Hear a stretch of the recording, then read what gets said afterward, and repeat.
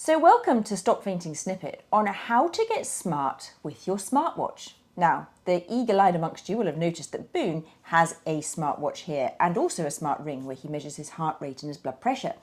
And one of the things that we've noticed is that in our clinic, a lot of very well-informed patients come with readings from their heart rate monitor and their smart and wearable devices. But sometimes more is less, or there can be too much of a good thing. And we find that sometimes it can cause unnecessary anxiety when you see your heart doing something that you think it may not be supposed to. And people coming with concerns and questions. So we wanted to talk about what is normal and what can we expect from our smartwatches. So, for example, Boone, some of the concerns that people might have in clinic is that their heart rate goes sort of inappropriately low overnight to say 40 beats a minute, and they're worried that they might drop dead. And then other times they're worried that it goes inappropriately high. So, climbing upstairs, seeing a heart rate goes to 120 beats per minute. And I think some of the anxiety comes from not actually knowing what a normal heart rate does. So can you talk us through what can we expect our hearts to do over the 24-hour day cycle? So Mel, you raise a very good point, and I might kind of add on that the group of patients who wear smartwatch and smart rings are typically the demographic of patients who are generally active and wanting to watch their health. So by definition, almost 60 to 70% of the population who wear smartwatches and who look carefully at the data and Exactly. who download the data are those very patients who like to race, like to run, like to do weight training, go to the gym. And who are motivated to be healthy. Yeah. So on that basis, to take it a step further, you're asking about the usual, what we call diurnal variation, which is day-night variation in heart rate. And this is a concept known as heart rate variability. So heart rate variability is the concept that your heart rate will change with time. And there are different domains or different facets of heart rate variability. The most simple to understand is when we sleep, Mel, our heart rate should really relax because we're activating a relaxation response. Some of us would call it a vagal state, V-A-G-A-L. And the opposite of that is when we wake up and we're charged with cortisol and adrenaline to get up and about in the day. This is not with having any cave bear chasing you. It's just your state of alertness in the day for the day ahead. That will allow your heart rate to come up to attend to the needs of the day. And so this day-night variation is one basic level of heart rate variability. And of course, we expect that at night, our heart rate is lower than in the daytime on average. And in fit and healthy individuals who train quite a lot, or even those who don't train, for example, you run once a week for half an hour in a gym or outside, it is sufficient, depending on your age, your makeup, your fitness level, your BMI, it is quite normal to see heart rates dropping, sometimes to 40s or high 30s in the night. And my view as an electrophysiologist is so long as you're not symptomatic with bradycardia or a low heart rate, it's fine. And so ignore the kind of heart rate alert warnings at night, especially if you can push up your heart rate in the daytime and it doesn't cause you any symptoms. And in fact, having a very low heart rate at night might be a marker of a high vagal tone, so someone who is athletic, so it's a marker of fitness. Yeah, so some of the lowest heart rates that I have seen are patients who do triathlons, and they can run heart rates as low as 28 beats per minute in a sinus bradycardia. And even more than that, Mel, they can go into what's called a transient Wenckebach heart block pattern. Now that's a bit detailed and we don't need to get into that, but some fit and healthy patients will naturally have a disconnection between the top and the bottom chambers of the heart, and that is called heart block. Now it sounds very sinister, but really it isn't. It's a marker of extreme vagal tone.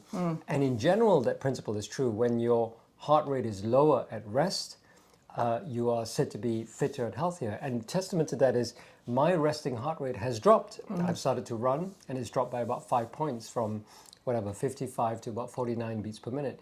And I'm sure if I continue running and continue being fit, healthy and active, it might drop further to 45, but I don't have any symptoms at night. In fact, you feel better. I feel better, I feel very rested, and my HRV, which is the other thing that we might come on to if you want me to, is the heart rate variability number that you get on your watch.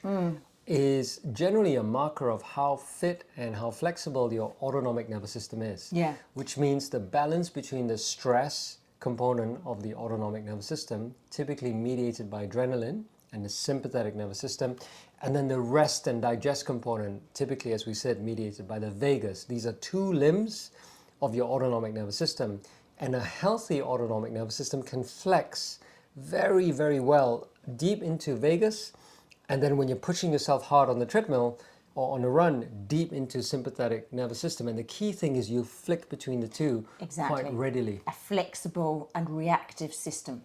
And so sometimes when we're looking at monitors, heart rate monitors that we might request in the hospital over 24 hours, Yes. seeing low at night and high during the day is expected and what we would want. Because that brings me on to the other question, is that sometimes people get very concerned when they feel that their heart rate's going inappropriately high. So say climbing stairs and your heart rate going up to 130, 140 beats per minute.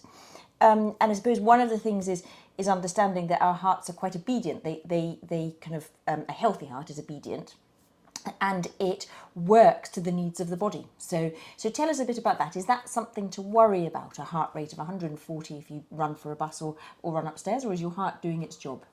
So by and large, if it's an appropriate response to exertion, so things that control your natural pacemaker, because generally your heart rate response is dictated by your natural pacemaker. So all of us have a pacemaker which is situated in the right atrial chamber.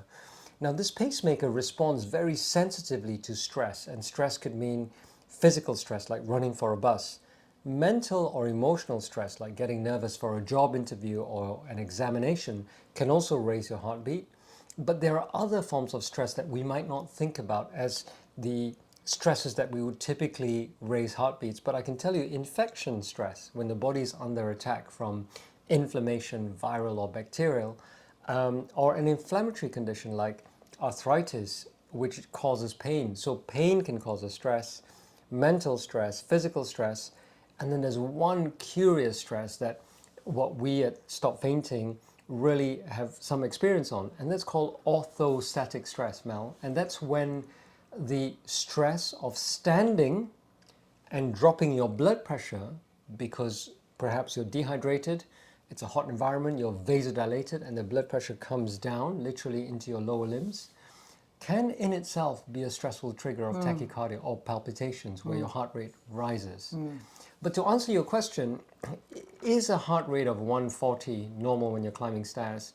It's likely that if you climb stairs and every time you climb stairs, you exert yourself and you feel physically exerted and your heart rate is commensurate with the level of exertion, then yes, it could be normal for you. So if you're not too fit, for example, and you haven't been mobile for some time, say after surgery, and you try and get upstairs when you haven't done it for, say, 3 weeks, then it may be normal that your heart rate response is exaggerated because the body has been deconditioned. If you're fit and healthy, you might need to go up not 3 steps, but 3 flights of steps to have that same level of tachycardia and at speed. So as your fitness improves, that symptom might get better. Absolutely, yeah. And so when we talk about fitness, we also think about other forms of fitness. So as your infection fitness, i.e. you're not infected anymore, as you get less stress, so you're fit from a mental health point of view, you get less tachycardic. But the curious thing about orthostatic stress is when you're hydrating more, and this is the curious thing, and you salt more, and you take isotonic drinks, and you wear compression stockings, and so you're full. Sometimes that allows your orthostatic stress levels to diminish.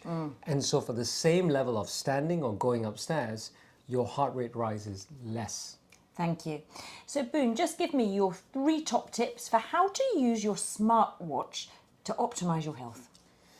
That's a good question, and it's an on-the-spot question. So for me, I have a smart ring and a smartwatch. It's a Garmin Forerunner, and what I've really found helpful is that it gives me heart rate variability. Now, on the ring and the watch, it's a circular ring, a Garmin watch.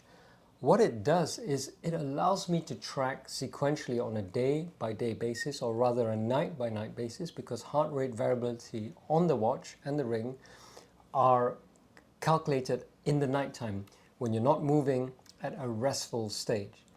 And in that state, you can really track the day-to-day progress. So as an example, as I said, when I started running, my HRV started to gain 2 or 3 points every week. And it's really nice to see that I'm flexing and being able to flex my autonomic fitness so that when I'm sleeping and breathing, I'm getting these variations in heart rate. And it motivates you to train more as you see the gains. Yeah. And equally, something that happened recently is I had a viral illness. I think it was an upper respiratory viral illness. I had a fever, a slight sore throat, and a cough. And I noticed my HRV had really sunk and my resting heart rate had gone up.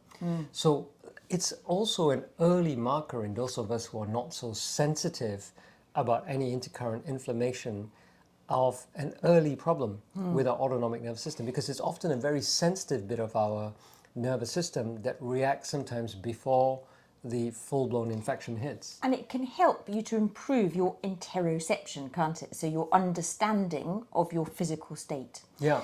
But I suppose my tip is to try to use it so that you can understand your own physical state without the watch, because really the watch is only a number, isn't it? Whereas what we want to do is to be able to understand our symptoms and how they relate to the wider picture in the long run. So using it as a tool, but not as the rule book for how we are that day. And that is absolutely right. So I don't want anyone to feel dependent on the watch and the ring to tell them how they're feeling. Exactly. Because how you're feeling depends on how you're feeling, not Yes. what these things are telling you.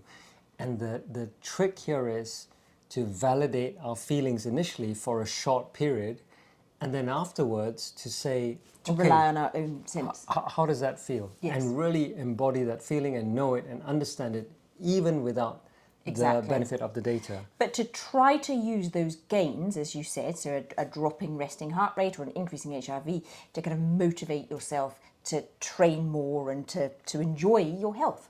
Yeah, and I would say, you asked me top 3 tips. The second tip I would say is that it gives you a fairly accurate account of what your heart rate is. Yes. And on a run or during exertion, you can track what your heart rate maximum is, and when you push yourself a bit harder, that heart rate maximum will go up higher and higher. Yes. Now, it allows me to see how hard I'm training Yes. and whether the same level of heart rate that Yes. I'm training at gives me the same symptoms of breathlessness, which is a necessary part of training. And it's quite interesting, as I've started to run again, I've noticed that with the same level of heart rate, I'm not feeling as tired as I did maybe 3 weeks ago. Because you're getting fitter. Because I'm getting fitter. Yeah. So, which allows you to then enter a different heart rate zone. Exactly, Yeah. exactly. So And obviously that we wouldn't necessarily be saying that if you had orthostatic intolerance or long COVID, because we'd be asking for different exertional levels. But one of the useful things is in health, it can help you get to your maximum heart rate to push your fitness. That's exactly right. And then the third thing I find very helpful, and again, I would recommend that you try and always develop this interoceptive ability. And that word is quite interesting because it means the ability to sense your internal bodily systems, either your heart rate, your stomach, what you're feeling in your joints. And this interoceptive ability is almost a meditation in itself, to meditate on feeling what your heart feels like, on what your tummy feels like. Now, the Garmin and Circular both do a stress program and a breath program where you can click on something on the watch and it says breathing exercise, right? You click on it and it gives you a standard breathing protocol.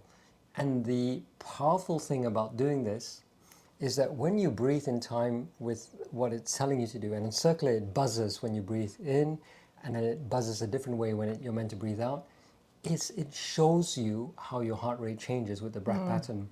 And that's really, really empowering, because ultimately and fundamentally your short-term heart rate variability, that variability that your watch tells you about when you wake up in the morning, and this is true of all watches, that is dependent on how variable your heart rate response is to breathing. And it's called respiratory sinus arrhythmia. It's the shortest form of HRV that occurs in a cycle of respiration. Yes, and we talk more about that in our breathing video, which you can see. We'll put the link at the bottom of this film. Exactly. So those are my top 3 tips on how to use your smartwatch. Thank you, Boom. Now let's have a look at yours.